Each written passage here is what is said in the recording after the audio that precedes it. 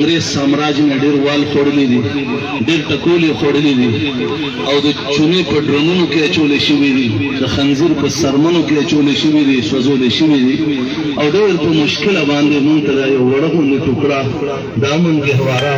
د دین او د ایمان د عزم او د استقلال یو ګهواره میلاو شوه او نن زمونږ په دې وطن کې آئے دن مونږ ګورو څومره مرګونه وشو، څومره خلک ووژل شو. بله ورځ چې کومه سانحه شوې ده چې د پېښور په سرزمین باندې په خیبر پښتونخوا کې د پولیس نوجوانان مانځه ته ولاړ دي، الله اکبر نارې والي ده، الله ته سر به سجود دي او د الله په در کې سجده لګولې ده چې سبحان ربي الاعلی او په هغو باندې بم بلاست شوی، سلو نه زیات په هغې کې شهدا دي. د دې ټولو به بچي په دې کورونو کې موجود وو، د دې ټولو به بیبیانې موجودې وي، د دو به مور او پلار وو. آیا د هغه بچي هغه لقمه به څنګه تېره شوي؟ بیا ما اوس جومات کې د جمعې مانځه کې ما ملګرو ته خبره کوله جمعې بیان کې چې مونږ په دې ځای په جومات کې ټول په سجده باندې پراته یو او د پولیس نوجوانان زه چاپلوسي نه کومه،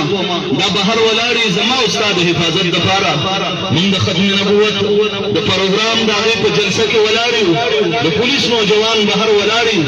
ډېره اجتماع چې وه تقریبا 300 پورې پولیس والا روز او شپه د ختم نبوت د چوکیدارانو د هغې چوکیداري کوله او روز شپې په ځان یو کړو. ما په دې خپلو سترګو کتل چې باران هغه اوبه په دې باندې ورېدې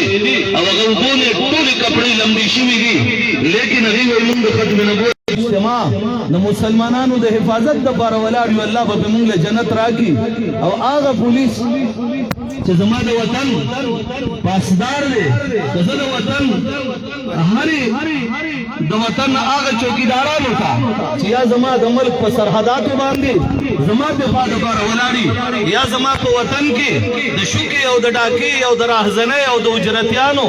د هغې دپاره صدباب او د هغې دپاره یو دیوال جوړ شوی هغه ولاړي او زه هغه په بمونو کې الوزوم نو زه به خپل وطن څنګه جوړ کړم؟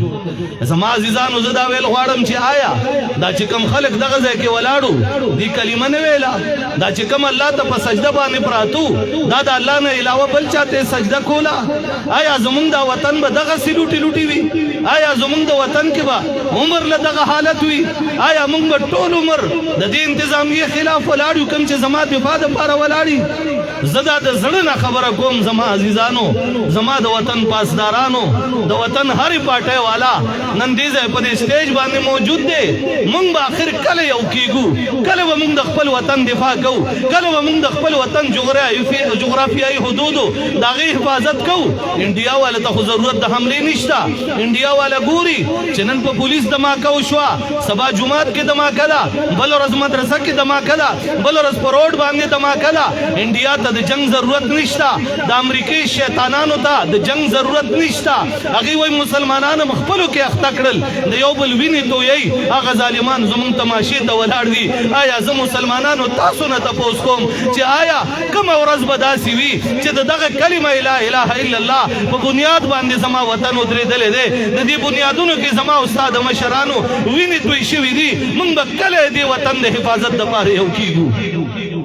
زه عزیزانو زیات وخت نه علم، ډېر مشران موجود دي. ما دې ته ما ملګرو ته ما ته بېګا د شپې فیضان خان چې ټلیفون وکړو ما ورته وی که لږ مخکې دې کړو مونږ به یو کارکون خبر کړو، مونږ به ټولو ته خبر کړو چې تاسو دې میدان ته ضرور راوځئ. لیکن ما ورته وی ما انشاءالله که زمونږ هر څومره ضروري کارونه وي، یعنی چېرته جنازه ده هغې له ځان رسولو، چېرته غم و هغې له ځان رسولو، چېرته اجتماع و هغې له ځان رسولو، ما ورته وی مونږ به میدان کې انشاءالله ځان را رسو، در سره به ولاړ یو او د خپل هر کارکن ګارنټي به درکوو چې انشاءالله زمونږ هر یو کارکن دا به انشاءالله د محمد رسول الله د ناموس دپاره، د خپل وطن د حفاظت دپاره او د وطن د انتظامیې د هر فرد حفاظت دپاره و دا میدان کې ولاړ انشاءالله تعالی.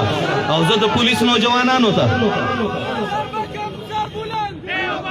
زه د پولیس نوجوانانو ته زه د پولیس نوجوانانو ته خراج تحسین ورکوما چې په دې حالاتو کې چې تاسو په بمونو الوسول شي چرته په چوک کې په تاسو باندې فایرینګ وشي تاسو په هغې کې وویشتې شي بیا چې زما ضرورت دي ته ما ته میدان کې ولاړې زه بار بار زما بچي او زما نسل به ستا شکریه ادا کوي چې ته په هغه میدان کې ما ته بیا هم ولاړې زما او ستا به اختلاف ضروري لیکن زما او ستا چې کوم ځای کې چرته یو کس سره زما اختلاف راغی هغې مطلب دا نه دی چې زه دا ټوله انتظامیه په دې داخله کوم زما به اختلاف ضرور راځي ستا به ما سره اختلاف راځي د وطن د یو سړي اختلاف به راځي لیکن ما اوس ملګرو ته په جومات کې دا خبره کوله چې زما پیغمبر جناب محمد رسول الله صلی الله علیه وسلم دا ارشاد فرمایي چې د مسلمان په مرګ باندې کوم سړی خوشحاله شو دی کافر دی مسلمان نه دی آیا دا کلمه گو چې په بم کې والوزول شو دا کلمه گو چې په چوکونو باندې زما او ستا حفاظت ته دې ځای نه دې چوک نه ټریفک والا لرې کا ما او تا یو بل سره ګاډي جنګو ما او تا یو بل ته لاس اچو ما او تا یو بل ته د مور او د خور کنځل کو د پولیس دا تاڼه دې ځای نه لرې کا دا پولیس والا دی وایي چې ما استعفا ورکړه آیا زما د وطن زما په کور چې کومه ډاکه راځي په ما چې کومه شوکه راځي په ما چې کوم قاتل اجرتي راځي د هغه لاره کې دیوال به څوک جوړېږي دا زما یو سوال دی د وطن مسلمانانو تاسو ټولو ته ویل غواړم چې د پولیس د شهداو سره د پولیس نوجوانانو سره انشاءالله موږ به کلک ولاړ یو تاسو عزم وکئ موږ به ټول ولاړ یو انشاءالله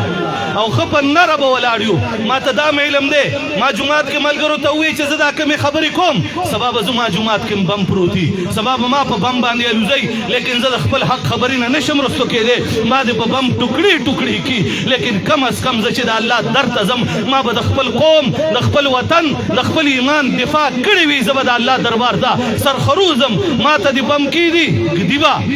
دي لیکن انشاءالله د خپل موقف نه به نه رستو کېږو تاسو مو وایئ خپل موقف نه به نه رستو کېږو انشاءالله تعالی واخر دعوانا ان الحمد لله رب العالمین